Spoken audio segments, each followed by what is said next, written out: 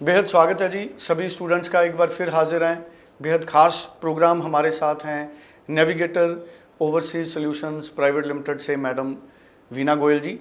26 साल का experience madam Veena Goyal जी को ऑस्ट्रेलिया के लिए बड़ी संख्या में स्टूडेंट्स को इन्होंने गाइड किया है और बहुत बड़ी संख्या में स्टूडेंट्स को बाहर भेजा है उनको वीज़ा ग्रांट करवा के। आज बहुत इम्पॉर्टेंट टॉपिक है। असल में पंजाब और हरियाणा के स्टूडेंट्स काफ़ी ज़्यादा डिले करते हैं अपनी एप्लीकेशन लॉन्च करने में। अगर हम जनवरी और फरवरी इनटेक की भी बात करें तो गुजरात, केरल या हम बात करें हिमाचल, जम्मू कश्मीर, उस तरफ से जो स्टूडेंट्स हैं अभी फाइल्स लॉन्च कर रहे हैं जनवरी और फरवरी इनटेक की, जबकि पंजाब के स्टूडेंट्स आम तौर पे जो फाइल लॉन्च करते हैं वो 15 नवंबर के बाद वो ज़्यादा ज़ोर पकड़ता है फाइल लॉन्च का जो पैटर्न है। लेकिन ऐसा क्यों है? और आज के टाइम में जिस तरह के ट्रेंड आ रहे हैं, अगर आप ऑस्ट्रेलिया में जल्दी फाइल नहीं लगाएंगे तो आपको क्यों कम चांसेस रहेंगे वीज़ा मिलने के, जीटी ग्रांट होने के, इसका टेक्निकल रीज़न आज जानने की कोशिश करेंगे मैम वीना जी से। वीना जी, आपका स्वागत है जी। नमस्कार मैम, क्या फ़र्क पड़ता है ऑस्ट्रेलिया में आज के टाइम में रेस्ट ऑफ द पंजाब और हरियाणा के अलावा दूसरी स्टेट्स के स्टूडेंट्स तो अप्लाई कर रहे हैं, पंजाब के अभी सोच रहे हैं कि हम अप्लाई करें या हम बाद में अप्लाई करें, इससे क्या फ़र्क पड़ता है आज के टाइम में ऑस्ट्रेलिया में जल्दी फाइल लगाने से? देखो, फर्स्ट तो मैं ये कहना चाहूँगी, ये वीडियो हिंदी में बनाने का पर्पज़ यही है कि पंजाब के अलावा भी हमें बहुत सारे स्टेट से कॉल आ रहा है और उनको शायद पंजाबी समझने में थोड़ी सी मुश्किल आ रही है। तो मैं चाहती हूँ कि हिंदी के माध्यम से हम सबके साथ हम उनको अपनी बात समझा सकते हैं। अब एक स्टूडेंट जो अवेयर स्टूडेंट है, जो कि बिल्कुल फोकस्ड है, अपनी पढ़ाई पे फोकस करना चाह रहा है, तो बहुत पहले अपनी यूनिवर्सिटियाँ देखना शुरू कर देता है जब वो पढ़ाई कर रहा होता है, 12th में है या ग्रेजुएशन फाइनल ईयर में है। तो उसकी क्या क्या रिक्वायरमेंट है, उसने आइल्स करनी है, पीटी करनी है, फाइनेंशियल डॉक्यूमेंट्स क्या चाहिए। और यूनिवर्सिटीज़ की आलमोस्ट अच्छी यूनिवर्सिटीज़ की डेडलाइन ऑस्ट्रेलिया में भी जो है 3 मंथ्स पहले सीओई की कंप्लीट हो जाती है। मींस उसके बाद वो सीओई नहीं देते।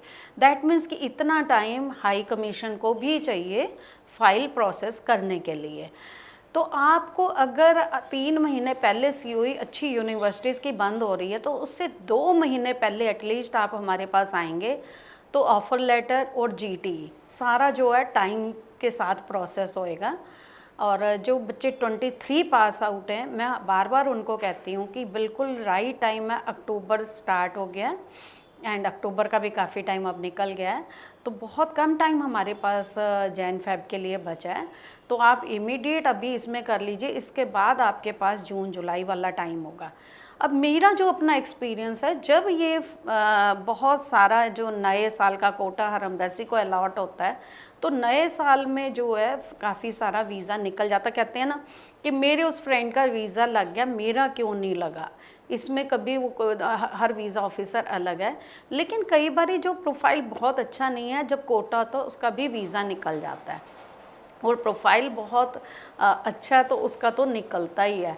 तो कोशिश करें कि जब आपके पास टाइम है, आप इमीडिएट उसके डिसीज़न लेना है, आप जल्दी डिसीज़न लेके उस चीज़ को क्लोज़ करिए। अब जितना ज़्यादा वो आप मीन्स ये सोचते रहेंगे कि अभी टाइम है, तो उतनी देर में तो आपका वीज़ा के साथ बहुत बड़ा खिलवाड़ हो जाता है, आपका वीज़ा आपके फेवर में नहीं आता। अच्छा प्रोफाइल होते हुए भी हमने देखा 8-8 बैंड वालों के वीज़े रिफ्यूज़ होते हैं। जब ऑस्ट्रेलिया में तो आमतौर पे मैं देखता हूँ 7 बैंड 8 बैंड फिर भी वीज़ा रिफ्यूज़ हो जाता है। बिल्कुल जी, क्योंकि ये हर एम्बेसी का एक पर्टिकुलर तादाद में ही उन्होंने वीज़ा देना है, उसके बाद उनका जो है बहुत कम उनके हाथ में होता है। तो मान लीजिए 10 में से 2 वीज़ा आ गए, 3 वीज़ा आ गए, तो रिजेक्शन रेट ज़्यादा बढ़ जाता है। लेकिन अगर जिन्होंने फाइलें शुरू में लगाई हैं तो 10 आउट मीन्स 8 आउट ऑफ 10 आपका वीज़ा सक्सेस रेट मीन्स एक अच्छा वीज़ा सक्सेस रेट रहता है।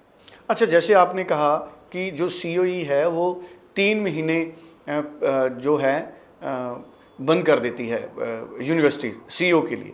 नहीं, ऐसा ज़रूरी नहीं है, हर यूनिवर्सिटी का टाइम अलग रहता है। कोई 2 महीने पहले भी बंद करती है, लेकिन एक कैलकुलेशन होती है कि 3 मंथ्स पहले जो है बच्चे की सीओई बंद, काफ़ी सारी अच्छी यूनिवर्सिटीज़ की डेडलाइन आ जाती हैं और उसके बाद वीज़ा ऑफिसर के लिए उसका रीज़न क्या है? सीओई इतना 1.5 से 2 महीने तो मिनिमम माना जाता है। हाई कमीशन ऑटो ग्रांट आता तो 1 दिन में भी आता है और 5 दिन में भी आता है, लेकिन फाइल अगर वीज़ा ऑफिसर के बाद पास गई है, मान लीजिए उन्होंने कोई क्वालिफिकेशन वेरीफाई करने हैं, फाइनेंशियल डॉक्यूमेंट्स वेरीफाई करने हैं, इनकम टैक्स रिटर्न्स वेरीफाई करनी है, कोई एक्सपीरियंस वेरीफाई करना है, तो इनकी फ़ाइल क्यों में गई है। तो वो सारा वेरीफाई होते होते कई बार जो गवर्नमेंट एजेंसीज अब बहुत टाइम लगाती है, एक मेल गया उन्होंने रिप्लाई नहीं दिया, फिर रिमाइंडर मेल गया, तो इस चीज़ के लिए हाई कमीशन को पूरा टाइम देना होता है। वो खाली इसी फाइल के लिए फ्री नहीं बैठे, उनके पास बहुत सारी लाखों में फ़ाइलें आ रही हैं और हर वीज़ा ऑफिसर को एक अमाउंट, मतलब एक तादाद में फ़ाइल जो है वो दी जाती है और उसके बाद उनकी वेरिफिकेशंस, अगर किसी फ़ाइल को ज़्यादा चाहिए तो उसमें भी टाइम लगता है। तो 2 महीने तो एटलीस्ट हमें हाई कमीशन को देने पड़ते हैं। बिल्कुल ठीक है। और अगर हम पंजाब हरियाणा की भी बात करें या रेस्ट ऑफ इंडिया भी बात करें, तो कितनी यूनिवर्सिटीज़ हैं ओपन हो गई हैं जनवरी और फरवरी इनटेक के लिए? क्या अभी भी कुछ यूनिवर्सिटीज़ हैं जिन्होंने अपने कोर्सेज ओपन करने हैं? देखो, खाली एक ऑस्ट्रेलिया ही नहीं, इवन यूके में भी ये प्रॉब्लम है कि पंजाब बोर्ड के बच्चे नहीं एक्सेप्ट कर रहे काफ़ी सारी यूनिवर्सिटियाँ, लेकिन वहीं पे वो हिमाचल, JNK और बाकी जो और स्टेट्स हैं हमारी, उनका एक्सेप्ट कर रहे हैं। तो ऐसे ही पंजाब का आपने जो पूछा कि पंजाब और हरियाणा का, नो डाउट काफ़ी सारी वेस्टर्न ऑस्ट्रेलिया की यूनिवर्सिटीज़ काफ़ी एक्सेप्ट कर रही हैं। मेलबर्न में 1-2 यूनिवर्सिटीज़ एक्सेप्ट कर रही हैं, ज़्यादा नहीं कर रही। हमें बहुत स्ट्रगल करना पड़ रहा है ऑस्ट्रेलिया में। अगर बच्चा कहता है मैंने मेलबर्न ही जाना है, तो हम कहते हैं थोड़ा सा आप ओपन रहो, क्योंकि आपका मकसद है पढ़ने का, आपका मकसद है वहाँ जाके पढ़ने का। तो आप जो है थोड़ा सा, अगर मान लीजिए 3 यूनिवर्सिटीज़ में हम अप्लाई करते हैं, तो अगर 2 मेलबर्न की है तो एक ब्रिस्बेन, सिडनी या एडिलेड, कोई भी एक जगह आप और अप्लाई कर लीजिए, जिससे कि एटलीस्ट हमें ये ना हो कि लास्ट में GT में कोई रिजेक्शन हो गई या ऑफर लेटर नहीं आया, तो फिर आप डिसअपॉइंट होते हैं, आपका टाइम ख़राब होता है। वी डोंट वांट कि you should waste your time. Time is the value and time is the money now it is. तो टाइम की ही जो एक, जिसका कहते हैं कि वैल्यू है, और टाइम से ही पैसा बनना है, तो आप टाइम मत बर्बाद कीजिए। आपको जो मिल रहा है वो यूनिवर्सिटी इससे भी बेटर हो सकती है, लेकिन बाई चांस जो है वो आपको ऑफर लेटर दे रहे हैं, यही आप अपने आप को लकी समझिए। अच्छा, अभी जो फ्रेश स्टूडेंट्स हैं हमारे 23 पास आउट इंडिया के, तो कितना मिनिमम स्कोर बैंड है जिससे आपको लगता है कि उनको अच्छा कोर्स मिलेगा अंडर ग्रेजुएट में और पोस्ट ग्रेजुएशन में? देखो, 70 to 80% वाले प्रोफाइल को हम अच्छा समझते हैं। जैसे मान लीजिए कुछ यूनिवर्सिटीज़ हैं, G8 यूनिवर्सिटीज़, वो 68 में भी मना कर देते हैं कॉलेजेस के थ्रू। उनके अपने कॉलेजेस होते हैं जिसके थ्रू बच्चा 1 ईयर वहाँ करके फिर वो यूनिवर्सिटी में जा सकता है। तो 70 to 80% वाला प्रोफाइल हो, 6.5 बैंड हो, जो बहुत अच्छे प्रोफाइल की हम बात कर रहे हैं।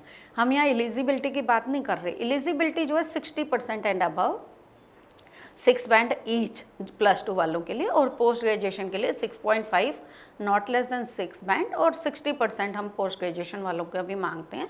जबकि अगर वो लेवल 1 यूनिवर्सिटी में, सेक्शन 1 यूनिवर्सिटी में पढ़े हुए हैं, तो कई बार हम 55% भी ले लेते हैं। तो eligibility is something different when we are talking about the very good profiles, की बहुत अच्छे प्रोफाइल्स हैं, उनके अगर हम बात करते हैं तो वो जो होते हैं 70, 80, 90%, इवन आप ही के इस माध्यम से हमने देखा 94, 95% के बच्चे, 98% के बच्चे भी हमारे पास आए हैं। लेकिन अगर CBSE है और आपका परसेंटेज अच्छी है, आपका आइल्स स्कोर अच्छा है, आपके पेरेंट्स की ITR अच्छी है, और आपका मीन्स के फाइनेंशियल डॉक्यूमेंट्स अच्छे हैं, तो फिर कोई संभावना नहीं है कि केस ख़राब हो। मान लीजिए 22 पास आउट है, बहुत सारी इंक्वायरी आ रही हैं, मैं उन सब को जो है गाइड करूँगी। आप प्लीज़ न्यूजीलैंड के लिए सोचिए, it's a very good country, और आपको हम सारा फाइनेंशियल कैसे करना है, क्योंकि बैंक्स बहुत lenient हैं और नेविगेटर आपकी पूरी हेल्प कर रहा है। 22 पास आउट वाले बच्चों के लिए मैं न्यूजीलैंड का गाइड करूँगी या कनाडा के लिए गाइड करूँगी। ऑस्ट्रेलिया उनको थोड़ा सा परेशानी हो रही है, तो डोंट वेस्ट योर टाइम। खाली आप उसके पीछे पड़ के एक चीज़ के कि जो चीज़ आपको नहीं मिल रही है, तो आप, अगर आप न्यूजीलैंड की बात करें 1 या 2 साल का आप जस्टिफाई अगर करते हैं SOP में, तो उनको कोई दिक्कत नहीं है। जी चलिए, थैंक यू सो मच। सो बड़ी इंपॉर्टेंट इन्फॉर्मेशन इस शो में भी मैम वीना गोयल ने हमारे साथ शेयर की है। स्टूडेंट्स, स्क्रीन पे नंबर है, इस नंबर पे आप बात कर सकते हैं, अपना प्रोफाइल व्हाट्सअप कर सकते हैं और ज़्यादा जानकारी के लिए आप अपॉइंटमेंट बना सकते हैं। आप ऑनलाइन भी इंडिया के किसी भी हिस्से से ऑनलाइन भी अपनी फ़ाइल मूव कर सकते हैं। Thank you so much. Thank you.